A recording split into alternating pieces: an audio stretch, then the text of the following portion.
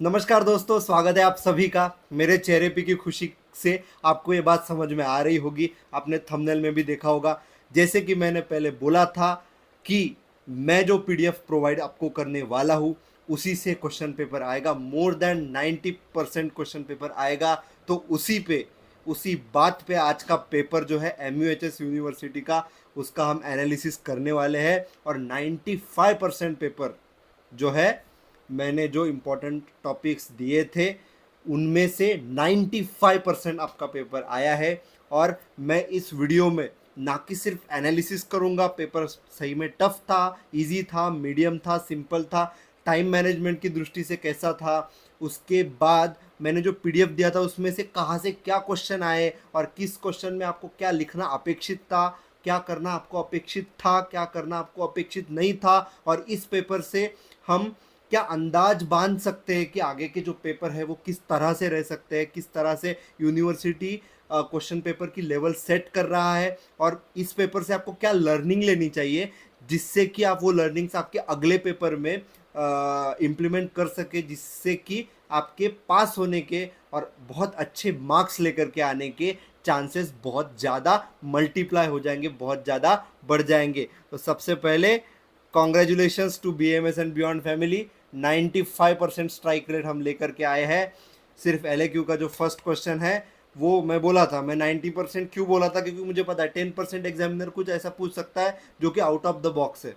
तो LAQ का first question जो श्लोक वाला है वो थोड़ा आउट ऑफ द बॉक्स था, तो हमने उस 95% की कैटेगरी में, मतलब 5% हमने उसको एक्सक्लूड कर दिया। मुझे पता था ऐसा होगा, इसलिए मैंने 90%, मैंने बोला भी था कि सेफ साइड रहने के लिए मैंने 90% बोला, नहीं तो मैं 100% भी बोल सकता था। तो अभी without wasting any time let's get started. और अगर आपने अभी तक चैनल को सब्सक्राइब नहीं किया है, ज़रूर सब्सक्राइब कीजिए, लाइक कीजिए, शेयर कीजिए। टेलीग्राम चैनल का लिंक डिस्क्रिप्शन में पिन कमेंट में दे रहा हूँ, ज्वाइन कर लीजिए। वहाँ पे आपको इंपॉर्टेंट पीडीएफ्स, इंपॉर्टेंट स्ट्रेटेजीज और बहुत यूजफुल कंटेंट जो कि आपको लास्ट मिनट प्रिपरेशन के लिए बहुत ज़रूरी है, ऐसा कंटेंट मैं उस पर डालता हूँ। तो बिना किसी देरी करते हुए लेट्स गेट स्टार्टेड, चलिए शुरू करते हैं। ठीक है, तो यहाँ पर हम देख सकते हैं SAQ से शुरू करते हैं। देखो MCQ का क्वेश्चन पेपर प्रोवाइड नहीं होता है, इसलिए MCQ को बाजू में रख देते हैं। और जहाँ तक मेरी स्टूडेंट से बात हुई, MCQ का पेपर सिंपल ही था। 20 MCQs में से 15 तो आराम से बन रहे थे एवरेज स्टूडेंट के भी, तो MCQ का सिंपल ही था। अब हम SAQ पे आ जाते हैं।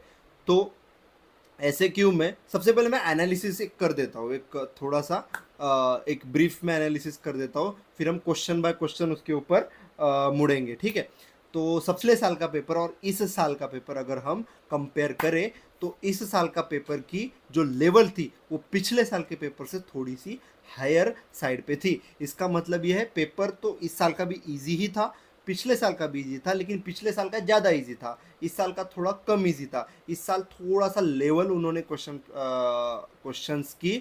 पेपर की लेवल थोड़ी बढ़ा दी। मैंने आपको IMP टॉपिक्स करवाते हुए भी मैंने आपको बताया था लास्ट वीडियो, जिसमें मैंने स्ट्रैटेजी दिया था लास्ट मिनट प्रिपरेशन की, कि जिससे आप अपने लेस एफर्ट में मार्क्स मैक्सिमम कर सकते हैं। उसमें भी मैंने बोला है आपकी अंडरस्टैंडिंग इम्पॉर्टेंट है, आप क्या लिखते हैं, आप किस तरह से प्रेजेंट करते हैं, वो इम्पॉर्टेंट है। ठीक है, और पेपर की लेवल की अगर मैं बात करूँगा तो वेरी इजी तो नहीं था।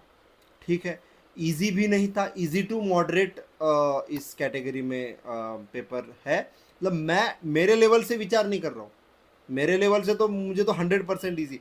मैं एक फर्स्ट ईयर के जो न्यू, मतलब मैं रिपीटर ATKT की बात नहीं कर रहा हूँ, जो फर्स्ट टाइम यूनिवर्सिटी एग्ज़ाम दे रहा है, जो फर्स्ट टाइम पेपर लिख रहा है संहिता अध्ययन का फर्स्ट ईयर में, फर्स्ट अटेम्प्ट में, तो उसकी जो मेंटल लेवल होती है, उसकी मेंटल लेवल का ध्यान रखते हुए मैं ये लेवल बता रहा हूँ कि इजी टू मॉडरेट है। ज़्यादातर बच्चों का मैंने टेलीग्राम चैनल पे पोल डाला था, तो ज़्यादातर बच्चों का, मतलब 40% से ऊपर बच्चों का कहना था कि पेपर मॉडरेट था।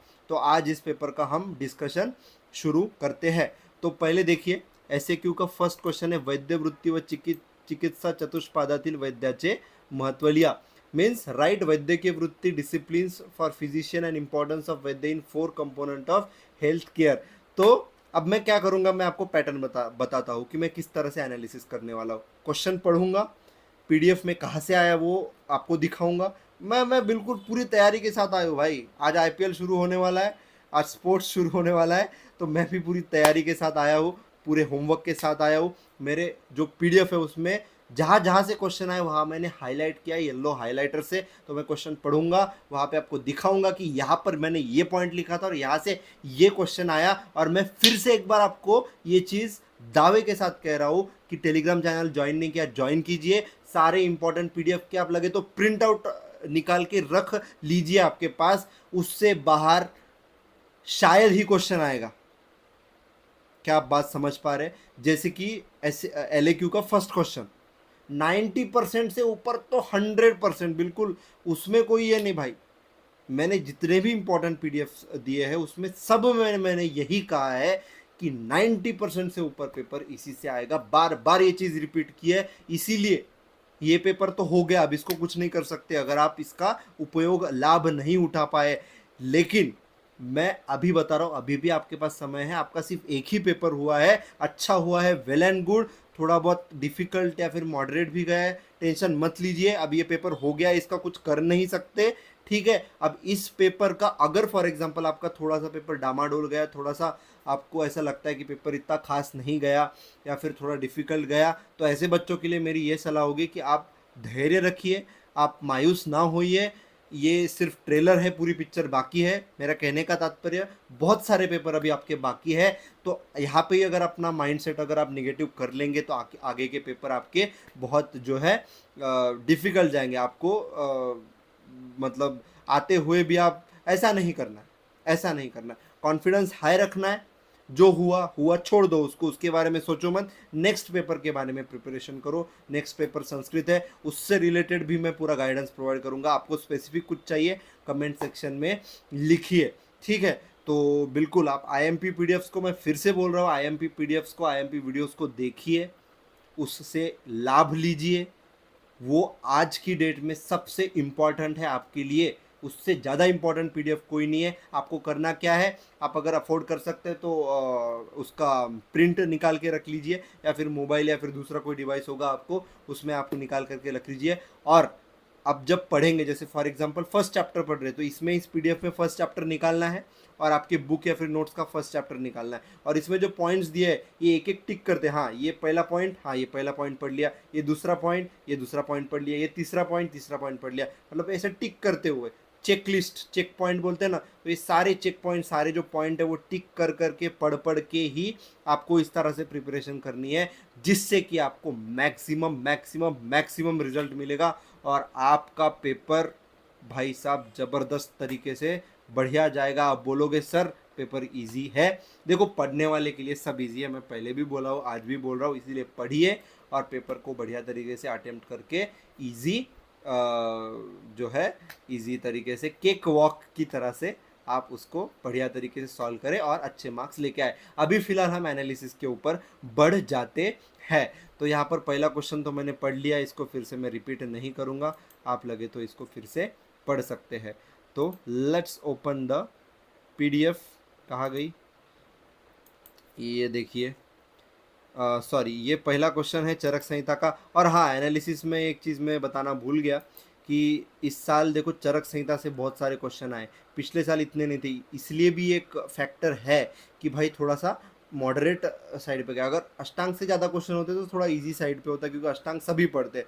चरक है कि वो लोग थोड़ा सा इतना ध्यान नहीं देते, रिपीट है कुछ चीज़ें, लेकिन हाँ डिफरेंसेस है। मैंने पहले ही बोला था चरक संहिता को इग्नोर मत कीजिए। तो चरक संहिता से भी बहुत क्वेश्चन आए हैं, that has made the paper little moderate level की तरफ उसको लेकर के गया है। तो चरक संहिता को हल्के में नहीं लेना, मैंने पहले ही बोला था। अब जो हो गया सो हो गया, मैं आपको अभी दिखा रहा हूँ। तो क्या था, वैद्य वाला क्वेश्चन था ना, एक सेकंड, ये देखो ए, यहाँ पे ए लिखा हुआ है। ये मैं थोड़ा सा हाइलाइटर दूसरा यूज़ कर लेता हूँ। यहाँ पर कौन से कलर का यूज़ करूँ, कौन से कलर का, ग्रीन कलर का यूज़ नहीं भाई, मेरी फेवरेट टीम RCB है तो मैं रेड कलर का यूज़ करूँगा, ठीक है। थोड़ा यार हंसी मजाक, थोड़ा सा हल्की फुल्की चीज़ें होनी चाहिए। एनीवेज RCB फैंस अटेंडेंस दीजिए, नीचे कमेंट कीजिए, ठीक है।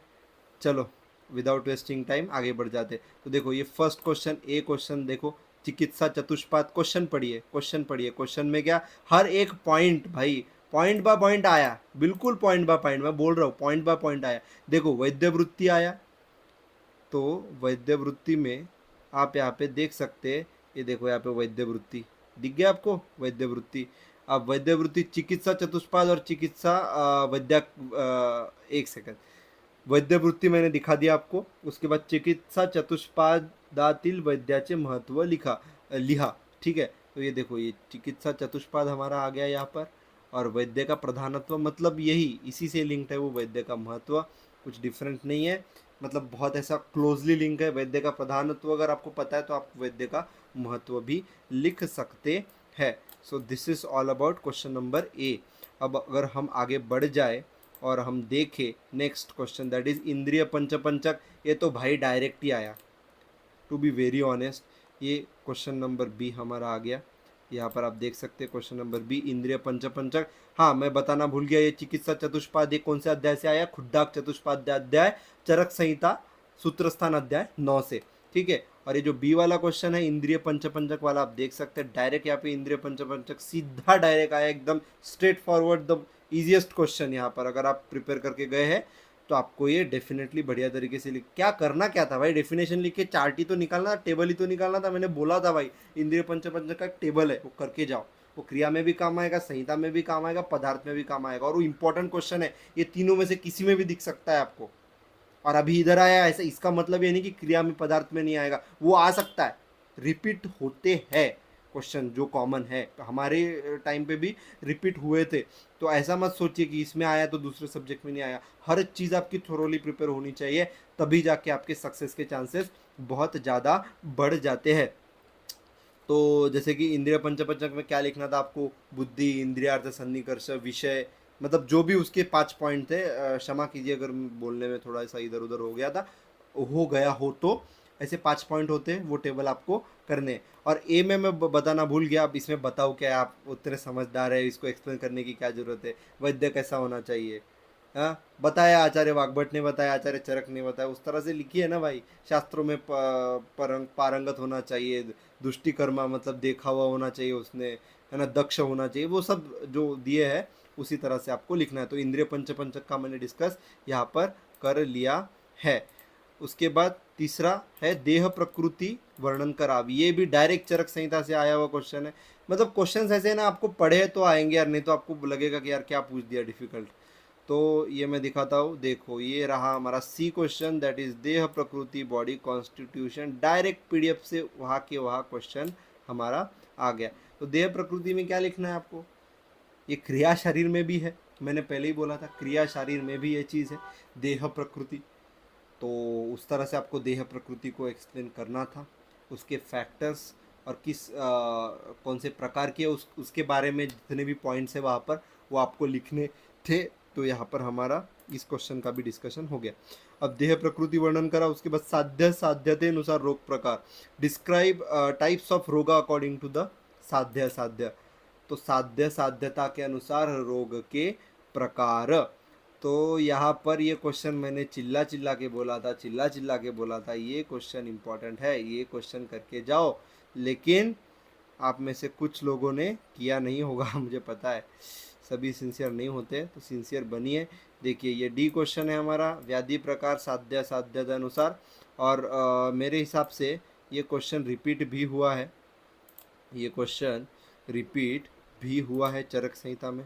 अब डी देख सकते हैं, डी आपको कहीं दिखता है तो मुझे भी बताइए, शायद है, देखिए डी मिल गया यहाँ पर, व्याधि प्रकार मतलब रोग प्रकार, और साध्य साध्यत्व, ये भी क्वेश्चन डायरेक्ट ही वहीं से आया है। उसके बाद साध्य साध्यते अनुसार रोग प्रकार, डी टाइप्स ऑफ रोगा अकॉर्डिंग टू द साध्य साध्यता। आफ्टर दैट सामान्य विशेष सिद्धांत, भाई मैंने बोला था ये इंपॉर्टेंट है, ये आ सकता है, इसके आने के चांसेस ज़्यादा है, मैंने बोला था। वो सीधा आ गया हमारे चरक संहिता के पहले अध्याय, दैट इज दीर्घ जीवितीय अध्याय से। ये देखिए सामान्य विशेष सिद्धांत, मैंने ये वो येलो से हाईलाइट किया है, ये क्वेश्चन नंबर ई। तो उसका क्या आपको श्लोक वहाँ पे नेसेसरी है, अगर आपको अच्छे मार्क्स चाहिए, क्या श्लोक है उसका, सामान्य विशेष सिद्धांत का। मैंने तब पीडीएफ जब एक्सप्लेन किया था तब भी मैंने शायद से इसका श्लोक बताया था।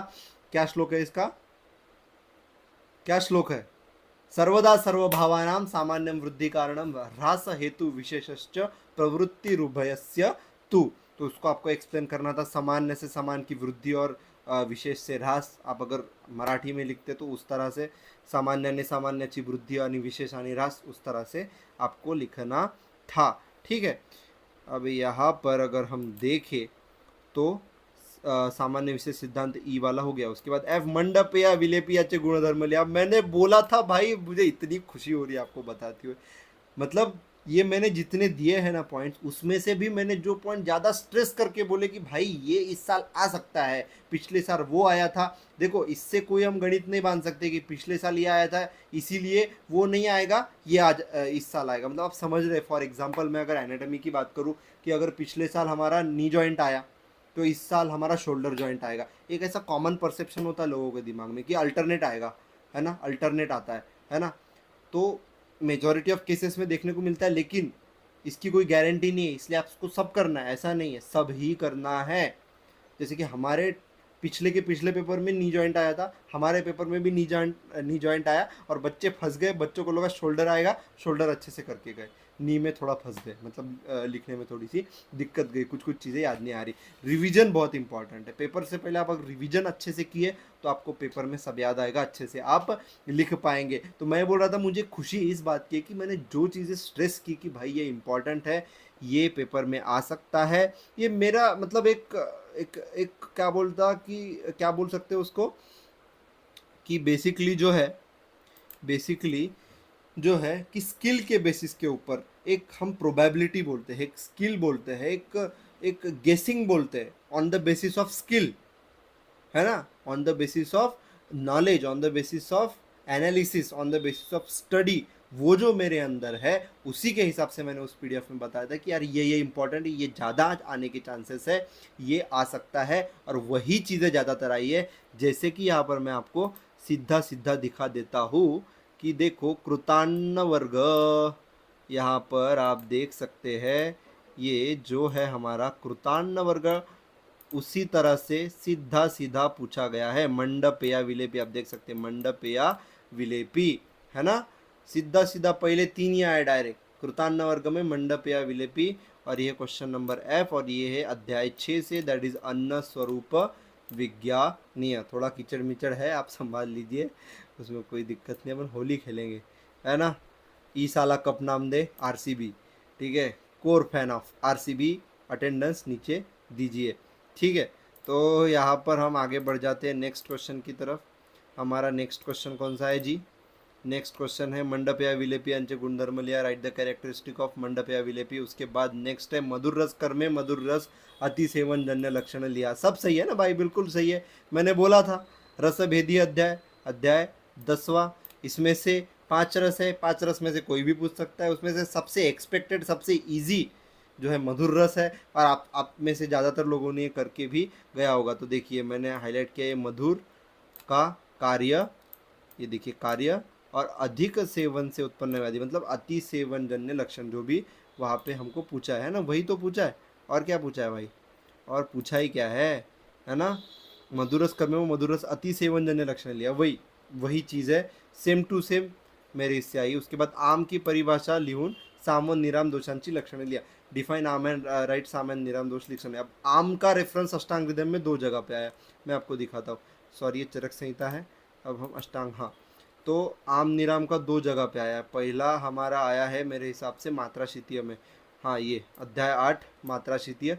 इसमें आप देख सकते हैं कि आम आया है, तो आम की डेफिनेशन, उत्पत्ति, व्याधि, ये सब, ये अगर आप करके गए तो परिभाषा तो डेफिनेटली लिख सकते हैं। और साम निराम दोष, भाई संहिता में क्लियरली दिया है कि अगर मल डूबता है तो वो क्या है, साम है, अगर तैरता है तो निराम है। अब उसमें भी एक्सेप्शन बताए हैं, जिह्वा अगर वाइट कोटिंग है जीवा पे तो साम है, नहीं है तो निराम है। ये सिंपल सी चीज़ है। और वैसे भी अगर हम नेक्स्ट हमारा कहाँ पे, ये देखिए अध्याय 13 दोष उपक्रमणीय में देखें तो यहाँ पर आम व निराम दोष चिकित्सा दी हुई है। एक्चुअली आम निराम दोष चिकित्सा में लक्षण भी दिए हुए हैं। अगर आपको लक्षण नहीं पता तो चिकित्सा नहीं कर सकते, मतलब ये इसी से आया है। आपको भले ही वहाँ पे लक्षण नहीं दिख रहा है, लेकिन लक्षण उसमें है, लक्षण प्लस चिकित्सा।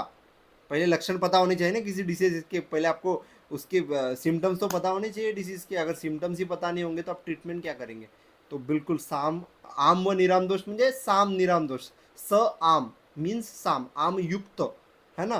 तो आम साम एक ही बात है, व निराम दोष चिकित्सा। तो यहाँ से ये चीज़ आई। तो यहाँ पर अगर हम आगे बढ़ जाए आम परिभाषा लिहून साम निराम दोषांची लक्षणे लिया एच। उसके बाद थर्ड हमारा आ जाता है दीर्घोत्तरी प्रश्न, दैट इज LAQ। अब ये क्वेश्चन था भाई, जो मैंने बोला 5% क्वेश्चन ऐसा आएगा कि जिसमें आपकी बुद्धि को थोड़ा सा, बुद्धि के घोड़े आपको जो है दौड़ाने पड़ेंगे। तो उसी तरह का ये क्वेश्चन है, काल बुद्धि इंद्रियार्थानाम योगो मिथ्या न चाती च द्वयाश्रयाणाम व्याधीनाम त्रिविधम हेतु संग्रह। वरील सूत्राचा संदर्भासहित अर्थ स्पष्ट करा, है ना? वही श्लोक देके बोला है एक्सप्लेन द मीनिंग ऑफ अबो सूत्र विद कंटेक्स्ट। आपको कंटेक्स्ट देना था कि इस अध्याय से कौन सा श्लोक है, और आपको इसका मीनिंग भी अच्छे से एक्सप्लेन करना है। तो ये मैं टास्क आपके ऊपर छोड़ता हूँ संदर्भ का। संदर्भ आप नीचे कमेंट कीजिए, जिसका आंसर सही रहेगा उसको मैं हार्ट देके उसका कमेंट पिन कर दूंगा। So stand a chance to be featured on my channel, pin कर दूंगा। तो इसका संदर्भ बताए, अभी फिलहाल मैं इसका अर्थ बता देते हूँ। वो है ना भाई, काल बुद्धि इंद्रिय प्रज्ञा अपराध, है ना? वो 3 दिया ना, हीन योग, अति योग, मिथ्या योग, है ना? काल बुद्धि इंद्रिया अर्थानाम योगो मिथ्या न चाती च। कितना घिसा पिटा चीज़ है भाई, उसके ऊपर डायरेक्ट क्वेश्चन आया, है ना? क्या है? प्रज्ञा अपराध, काल, और क्या है भाई, घिसा पिटा है फिर भी याद नहीं आ रहा। देखो रिवीजन नहीं है तो भाई ऐसी गत होती है कि आसान से आसान भी याद नहीं आता है। मैं आपको लाइव एग्जांपल दे रहा हूँ कि ऐसा ऐसा चीज़ होती है, ऐसी चीज़ होती है, इसलिए रिवीजन बहुत ज़्यादा इम्पॉर्टेंट है। तो आप मुझे बताइए कौन से 3 हैं कमेंट सेक्शन में, मैं भूल गया हूँ। तो यस, ये आपको एक्सप्लेन करना था। बी है दक्षिणायन व उत्तरायणातील ऋतू कोणते ते लिहून हेमंत ऋतुचर्या लिया। Right the ritu Dakshinayan and Uttarayan also write Hemant ritucharya. अब जहाँ तक दक्षिणायन उत्तरायण है तो एग्जैक्टली मेरे PDF में दक्षिणायन उत्तरायण नहीं लिखा है, लेकिन उसका सिनोनिम लिखा है भाई, उसका सिनोनिम लिखा है। मैं वो लिखना भूल गया। जैसे कि आप यहाँ पे देख सकते हैं, आप अगर तीसरे अध्याय में आ जाए, कहाँ पे गया तीसरा अध्याय हमारा, हाँ ये ऋतुचर्या अध्याय, उसमें यहाँ पर आदान काल विसर्ग काल दिया है। तो इसमें से एक को क्या कहते हैं? दक्षिणायन कहते हैं, और एक को उत्तरायण कहते हैं। अब किसको दक्षिणायन कहते हैं, किसको उत्तरायण कहते हैं, ये टास्क आपके ऊपर छोड़ रहा हूँ। कमेंट सेक्शन में अगेन आप सही उत्तर देंगे, मैं आपके कमेंट को लाइक करके हार्ट दे दूंगा। जो कमेंट सबसे बेस्ट लगेगा मुझे विथ एक्सप्लेनेशन अगर आप प्रोवाइड करेंगे, मैं कमेंट को पिन कर दूंगा। तो यहाँ पर ये है आदान काल विसर्ग काल और हेमंत ऋतुचर्या आपको एक्सप्लेन करनी थी। तो हेमंत ऋतुचर्या आपको दी हुई है। अब उसमें एक्सप्लेन करने में वीडियो का लेंथ लंबा हो जाएगा, इसलिए आप उतने समझदार है ही, हेमंत ऋतुचर्या आपको वहाँ पर बतानी थी। अब आगे अगर बढ़ जाए हम चरक संहिता में भी, यहाँ पर मेरे हिसाब से देखिए आदान काल विसर्ग काल इसी में आता है, उत्तरायण दक्षिणायन, यहाँ पर भी वही चीज़ उन्होंने दी हुई है।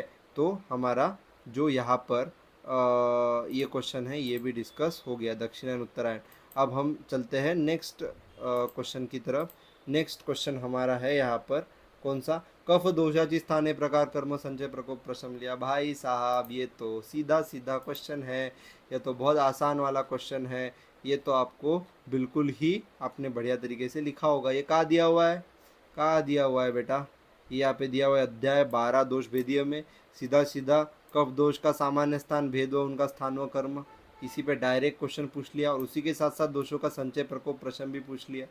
कफ का संचय प्रकोप प्रशम जो भी वहाँ पर दिया हुआ है, मतलब यूनिवर्सिटी क्या कर रही है कि 2 टॉपिक को कंबाइन करके पढ़ ये कर रही है ना? इसलिए आपको इसके लिए रेडी रहना है, आपको हर एक टॉपिक अच्छे से प्रिपेयर करना है और मेंटली प्रिपेयर रहना है कि हाँ यूनिवर्सिटी में ऐसा भी क्वेश्चन आ सकता है कि दोनों कंबाइन हो, दोनों टॉपिक्स कंबाइन करके एक ऐसा क्वेश्चन फ्रेम कर दिया, आप उससे आप कंफ्यूज हो जाओ। कंफ्यूज नहीं होना है, कंफ्यूज नहीं होना है।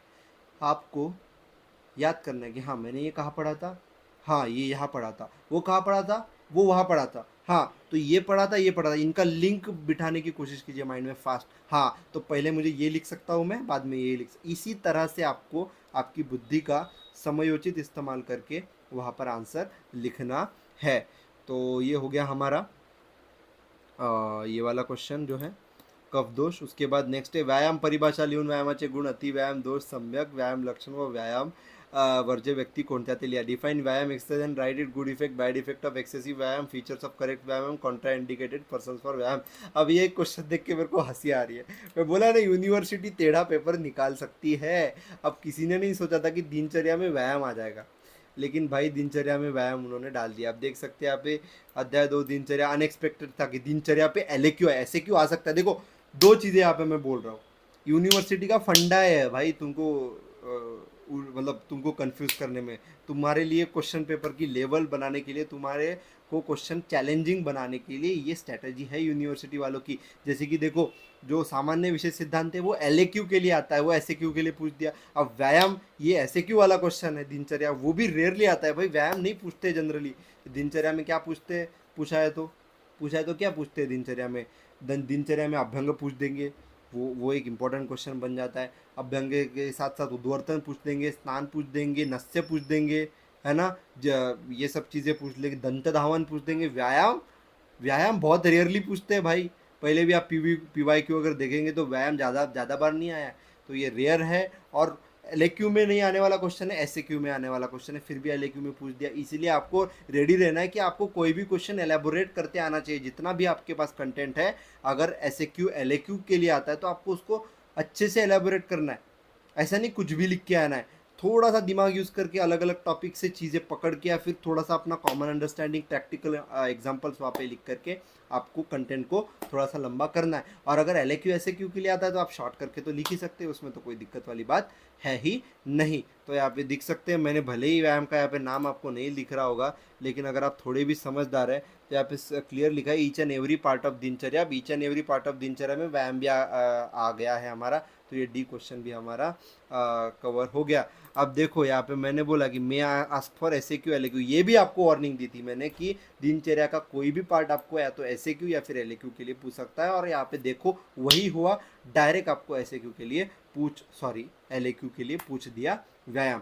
ठीक है, तो क्वेश्चन का मैंने आपको पैटर्न बताया. हमारे टाइम पे क्या हुआ था, LAQ किस तरह से आया था कि हमको 3 दिनचर्या दी थी एक LAQ में.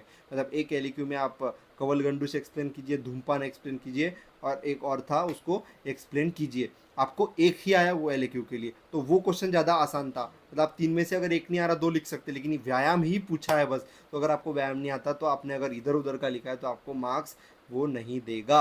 अटेम्प्ट का मार्क्स तो 1 मिलता है. देखो रियलिटी बता रहा हूँ, झूठ बोल के कोई फ़ायदा नहीं है. अपन डॉक्टर बन रहे हैं तो मेंटली अपने को स्ट्रांग भी बनना है.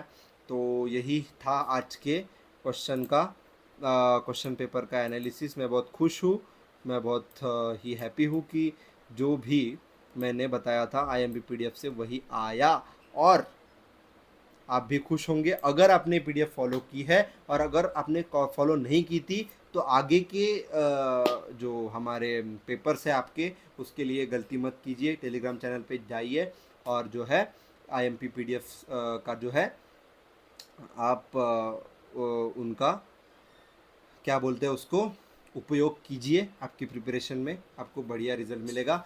तो वीडियो अभी लंबा हो गया है, मैं मिलता हूँ नेक्स्ट वीडियो में. आपकी कुछ रिक्वायरमेंट्स हैं मुझे बताइए. तब तक के लिए जय हिंद, वंदे मातरम. और मैं अभी भविष्यवाणी कर रहा हूँ, पहले किया, बहुत बार किया, आज पहले भी किया स्टार्टिंग में, अभी भी कर रहा हूँ. IMP PDF से बाहर क्वेश्चन पेपर नहीं आएगा. 95% स्ट्राइक रेट है. कुछ पेपर्स में तो 100% भी होगा, मैं आपको बता रहा हूँ. 1-2 पेपर में तो 100% भी होगा. तो यहाँ पर मैं आपकी इजाज़त लेता हूँ. और हाँ, ऐसा हो सकता है भाई 90% से ऊपर, फिर वो कितना भी पकड़ लो, अब 95 पकड़ लो, 100 पकड़ लो, वो मैटर नहीं करता. लेकिन मैंने जो चीज़ बोली थी वो 100% सत्य है, वो होगी होके रहेगी. और सिर्फ PDF ना देख के आप उसकी वीडियो भी देखिए. वीडियो में मैं बताया, PDF में सिर्फ पॉइंट लिखे, लेकिन उसमें से भी क्या इंपॉर्टेंट है वो मैंने वीडियो में दिया है. आप चैनल पे जाइए, आपको मिल जाएगा. अगर मेरे लिए पॉसिबल रहा मैं डिस्क्रिप्शन में भी लिंक दे दूंगा.